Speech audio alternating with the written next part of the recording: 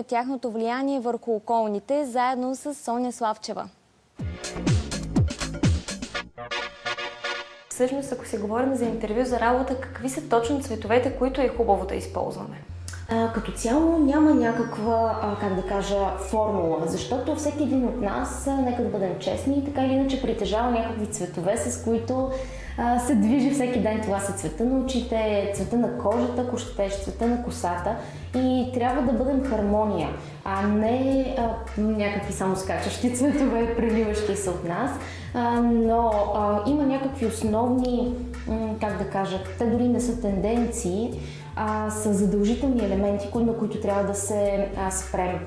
Да речем, тъмносиньото е един цвят, който принципно отива на голяма част от хората. На много малко хора не им отива тъмносиньото, още повече, че има един куп нюанси, може да се избере нещо по-към черното, но когато се спрем на тъмносиньо, ние показваме, че сме здраво стъпили на земята, че сме едни сигурни хора, на които може да се разчита.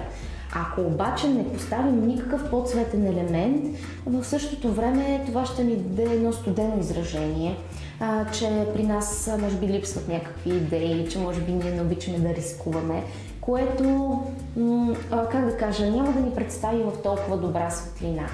В същото време, ако изберем пък зеленото, това е цвета на природата. То, освен че означава едно съживяване и ще бъде прекрасен елемент, различен, много малко вероятно останалите хора в залата да бъдат облечени с този цвят, ще ни даде увереността, че на нас може да се разчита.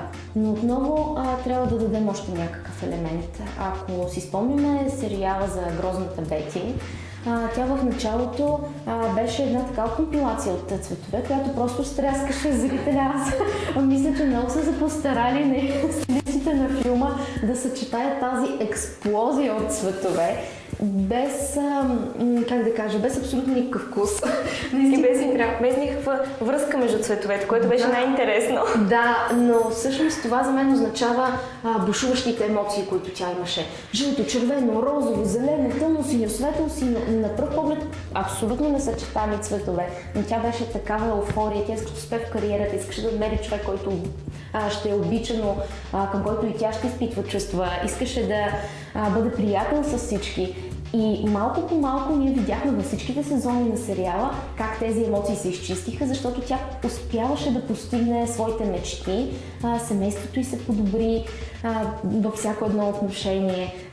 Разбра се също, че нейният племенник е хомосексуален, което също тревожеше всички, дали той ще успее да си признае и така нататък и така нататък. И ние накрая видяхме един абсолютно изчистен образ, професионален, с някакъв нейн детайл. Разбира се, това е Бети. Тя никога не може да се превърне в класическата строга дама на модата или на бизнеса, но в крайна сметка се получи един елемент, който беше изцяло изчистен цветово, защото тя емоционално беше спокойна. Мисълта ми е такава: момичета, не давайте на хората да си мислят, че вие сте емоционално нестабилни или имате хиляди тързания, използвайки голяма съвкупност от цветове. Напротив, дайте детайла, който ще покаже точно това, което искате. Ако отивате в университета за първи ден, използвайте червено. Покажете на останалите, че вие сте човек, с който те ще им е достатъчно интересно да разговарят, но в същото време ще пази територията си и има какво да постигне в живота и какво да покаже.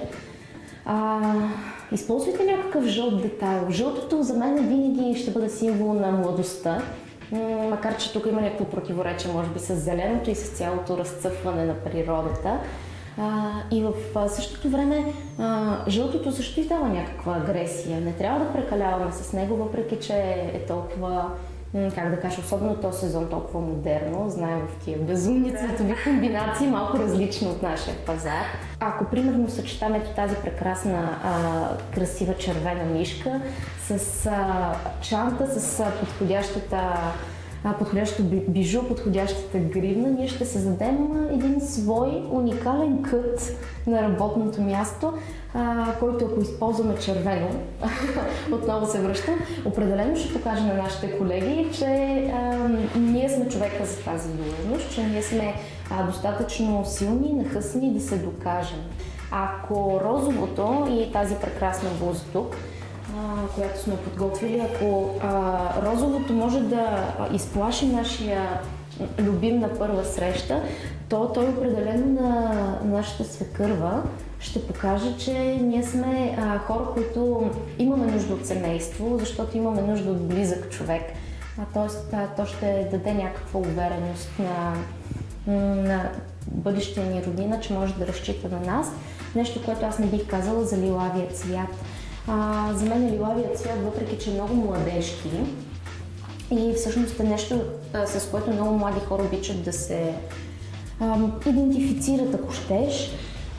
Той, например, дава една професионална увереност на човек, който е професионалист, но има смелостта да се обличе различно.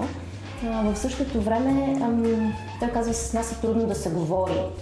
Когато аз съм облечена в лилаво, предпочитам да покажа себе си, но не искам околните да бъдат близо до мен.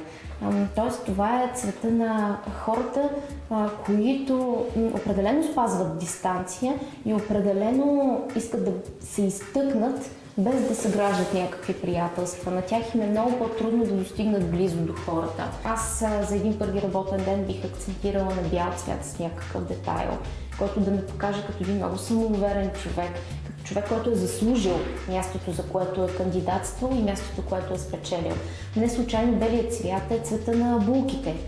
Те внушават някаква недостъпност, обаче в същото време това е техния момент да заблестят, това е техния момент да се дадат, да се предадат, така да се каже, в семейния живот. Така че това важи за мен и за първи работен ден. Същата крайност е за черния цвят. Той налага пък строго деловия акцент. Ако ние се притесняваме, че отиваме в консервативна обстановка и mám всякакви по-ярки, как да кажа, прегрешения в дрес-кода, няма да се изтълкуват правилно, ще е добре да изберем черния цвят с някакъв ярък елемент. Ако искаш да кажа няколко думи за кафявото, в моята блузка има малко такъв елемент. Ако можеш да го изтълкуваш. Не знам дали ще успея да го изтълкувам толкова добре, колкото специалистите по цветовете биха могли да дадат, разбира се, индивидуална консултация. Но кафявото е също хубав професионален цвят. Той е много топъл цвят. За съжаление, той дава една такава липса на индивидуалност. Просто човек, който е част от останалото, без ярки идеи. По-скоро, когато се борим за някакъв по-висш пост, аз не бих разчитала на този цвят. Да, макар пак да кажа, той да дава увереността, че ние сме добър професионалист, хората не биха рискували да ни поверят нещо, което трябва да се развива в бъдещето, ако ние чисто професионално погледнем на нашето облекло в кафяво. В същото време за една среща с родителите, да речем, този топъл цвят е просто незаменим. Ще оберем овациите на майката. Така ли да точно така. Да не говорим, че той ще ни даде една сигурност пък да пофлиртуваме с бащата, в добрия смисъл на думата, разбира се, толкова колкото да му станем симпатични, без да имаме някакви ярки цветове, които да му подскажат някаква агресия и да го накарат пък наистина да се замисли сега какво се опитваме да му кажем. Точно за това тогава е хубаво да останем наистина стабилни, да останем топли, нежни. Отново може да комбинираме с розово. Това е една много любима моя комбинация. Кафяво и розово. Цветовете са топли, сливат се един в друг, показват две различни индивидуалности на една обща същност, която всяка жена има толкова много лица, така че трудно да избере кое точно да покаже. Но всеки един цвят е подходящ в зависимост от ситуацията, в зависимост от това какво първо впечатление искаме да направим. Дрес код продължава.